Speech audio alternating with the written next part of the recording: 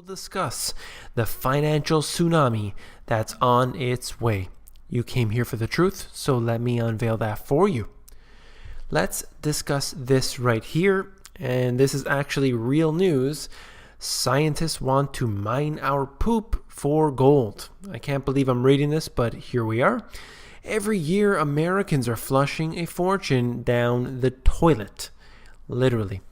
And you can read the article for yourself. I'm not going to get into it, but just wanted to show you how desperate certain nations are to make wealth or create this wealth out of this that we're flushing down the toilet. This shows you how far we have come. Let's look at this here. Very, very important information. The Washington Post actually released this here.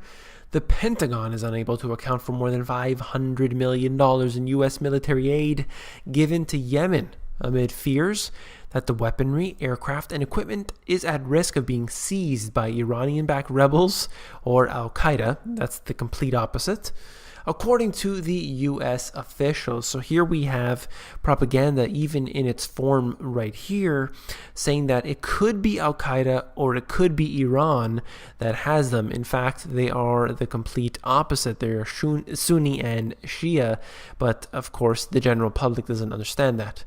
With Yemen in turmoil and its government splintering, the Defense Department has lost its ability to monitor the whereabouts of small arms, ammunition, night vision goggles, patrol boats, vehicles, and other supplies donated by the United States. So, of course, it ends up in the hands of ISIS once again. This has happened before, and this will happen again, and it is not an accident. This time it happens to be in Yemen. It could happen in other countries, and in fact will unfortunately expand. This is a program that they have in place, and it's being funded by the taxpayer. And this connects in with this information out of McClatchy. Russia is rekindling its once strong ties to Nicaragua, possibly including providing the Central American nation with jet fighters, stoking unease as far away as the Andes in South America. What we have here is an expansion of what Russia is doing, finding partners all over the world, and here they are.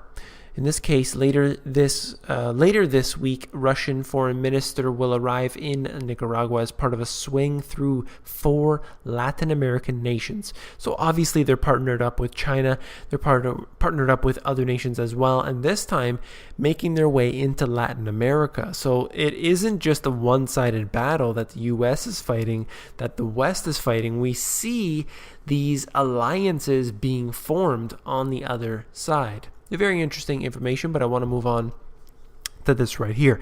So while we have trillions of dollars being spent on the big banks to prop them up, here, unfortunately, we have this growing problem. Total means tested welfare spending and official poverty rate.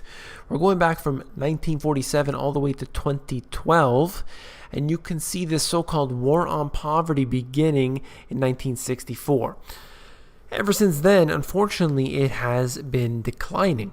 At the same time, you see the welfare spending increasing pretty much every single year, and this has done nothing to improve the poverty rates. In fact, since the 1990s approximately, you can see that it has been skyrocketing in terms of the amount of spending, and it is not doing a single thing to increase the statistics here. This is quite unfortunate. Our money is going into the wrong hands. In fact, going into the worst hands in the situation here with ISIS or Al-Qaeda or whatever their name is today. This is out of heritage.org, a website that has some good information here, but I want to move on for this. You're looking at a wall that's being built, and this is in Japan. They're building a wall to block a potential tsunami from hitting. That's right. If they encounter another tsunami, there's going to be their own Great Wall to block it. And this is being done as a massive multi-billion-dollar public works project that will be taking place. And they're saying that is for a good reason. And I completely understand where they're going with that. But we need to really look into the details and realize that the people should be evacuated from this area. They shouldn't be living in a tsunami-prone zone. You don't just build a wall in between the water and the people. You simply have to relocate. If the Fukushima incident, it should tell us something how dangerous this area can be. So the best thing to do, instead of spending $6.8 billion, I would rather see that amount of money being used to relocate people elsewhere. But of course, they're suggesting that this is going to give people jobs. And it could be the case, definitely could be. I even support public works projects over printing money. At least it's something. But that isn't a way to solve the problems. The problems are not being addressed. The root cause is still definitely there. In my book, I wrote about it and essentially talking about during the Great Depression how they implemented these public works projects and other actions. So let's look at this.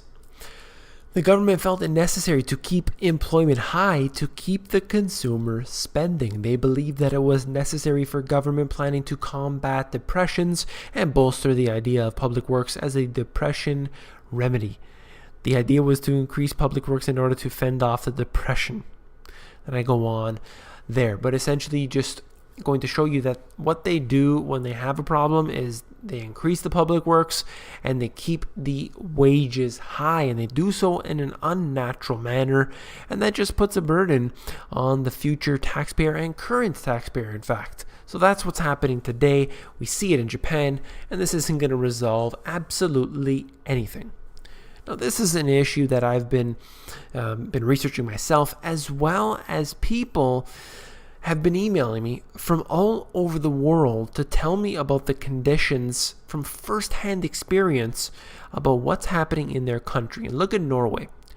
You can see the residential property prices absolutely absurd levels. Look at Canada, for example. In the purple line there, you can see that it's basically been going up since 1970, other than a little blip in here, for pretty much every year on year. And even though the collapse that occurred with the real estate prices in the U.S., it doesn't seem to affect the Canadian housing market, particularly in Vancouver and Toronto. But then you add on that what's happening in Norway, and you can see this unbelievable rise in the property prices. So does this mean that you should get on the wave and you should invest in real estate? Well, even Warren Buffett, who I definitely don't see eye to eye with, he said the stupidest reason to invest in a stock is because the price is going up. And at least in that case, I do agree with him, because you can't just throw your money and try to ride the wave. It isn't a very sound idea. Now, the real estate prices could increase for a year, 2 years, 10 years if they want to. The interest rates just continue to go down, and this is fueling the bubble even further. This is causing a massive dislocations and disconnection in between reality and fiction. This is very evident right here in Norway in particular. Look at this. At the opposite end of the spectrum, we see certain assets that are going downward. China iron ore been heading downward here for many months on end, and it doesn't seem to be stopping. In fact, it's going in a straight line. And this will continue for the foreseeable future, it looks like. So this is just one more indicator to look at when we're talking about a deflation that's occurring in some instances. And this is the last thing that I will talk about for today. Out of Reuters, France will step up monitoring of cash payments, withdrawals, and small bank accounts to better fight against the financing of terrorism. So, let's take this at face value for the moment. You want to stop cash payments. They want to go to a cashless society. And this is something that I've been covering. And of course, as I do cover it, there are always those who suggest that this isn't the case. But we see specifically that they're moving towards this Cash is obviously being less used. We see payment systems like with the new iPhone that are being implemented, and of course slow to adopt, but it will and definitely is heading in that direction. What they're saying here is that this is going to be the fight against the use of cash and anonymity in the French economy. That's right. You're not to be anonymous. That's right. You're going to be spied on from the gunshot detectors. The NSA is going to categorize and database every single one of your actions. When you drive out of your house and go down the street, there's a picture of your license plate, and that's putting into a database. Then you go into the store and use your credit card. That's put into the database.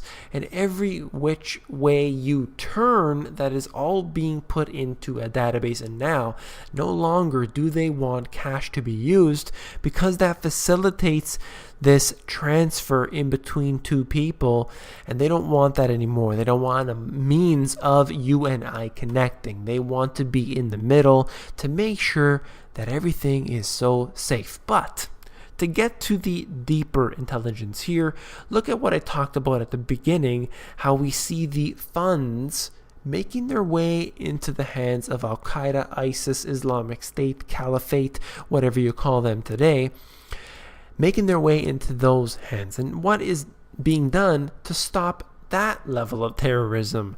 Not the individuals, this real tragedy that occurred with several people dying. What about all the innocent people that are dying overseas because of the taxpayer money that's being sent over there and being funneled into the hands of these individuals there? Now, this is obviously something that the mainstream media simply will not connect the dots on, but I'm here to do so. If you found the video informative, truly I would appreciate a thumbs up. I wanted to note right here, because I'm always getting these emails, but I'll mention it again occasionally, that I do consultations with people over Skype. If you're interested in that, please let me know. Definitely just email me at david@themoneygps.com, and alternatively, you can be on the Insiders, and I definitely reply on there first. So if you're interested in, just need someone to talk to regarding this, or you want